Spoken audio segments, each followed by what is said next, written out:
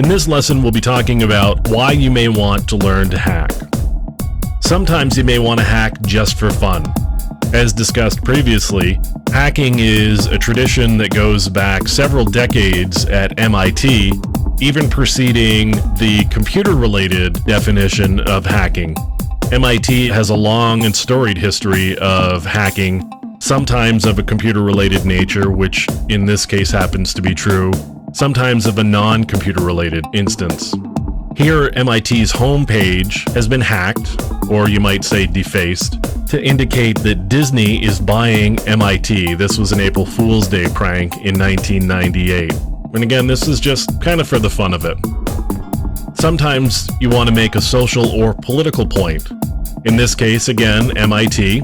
Bill Gates donated some money that allowed MIT to have a new building. He was coming to MIT to visit and to speak, and the Microsoft Windows systems that were installed in the entryway at the building were hacked to be running Linux instead. And you can see here Tux the Penguin is saying, "Welcome to the William H. Gates building." And again, that's some students who decided they wanted to make a point about Linux and Microsoft and Windows to Bill Gates. Sometimes you hack just for the challenge. Here's an example, again at MIT, where some students turned the facade of a building into a Tetris game board.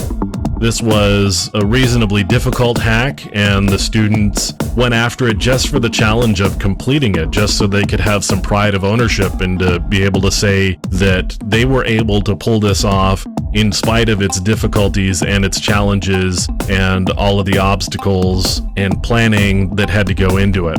And they were able to pull it off, and they have those bragging rights now. So that was one that was just for the challenge of doing it. Sometimes you want to hack to prevent theft.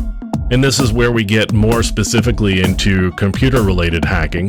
You'll see a lot of articles and stories in the news over the last few years about cybercrime. And here's an example. Data theft compromised fewer than 1.5 million cards for Global Payments. So there are some attackers who got into this company, Global Payments, and they were able to pull about 1.5 million credit card numbers during an intrusion there. So what you may want to do is you may want to learn how to hack in order to find holes in your own systems or applications, or your employer systems or applications, so that you can fix those holes and prevent these compromises from happening because of the reputational hit that your company would have to take, or because of the loss of customers, or because that loss of customers may eventually lead to the company going out of business, which means you lose your job. So here's a good reason to hack. You may want to find all of the problems that exist in your systems before putting them out and deploying them, so that you can keep these attackers from getting in and stealing critical or sensitive information. Sometimes you may want to hack to get there before the bad guys. Same sort of idea as the last one we were just talking about. Here's some attack code that was published for critical Internet Explorer flaw. There are a number of people in the world who go out looking for these flaws. They call themselves security researchers. They get in touch with vendors after they've found a flaw or a bug and work with the vendor to get it fixed. What they end up with is a bit of a reputation. They get a name for themselves. That name recognition may end up getting them a job or some speaking engagements or a book deal. Any number of ways that you could cash in on name recognition from finding these sorts of bugs and getting them fixed. So you want to get there before the bad guys. You may think you're helping out a vendor. You may want to just make a name for yourself.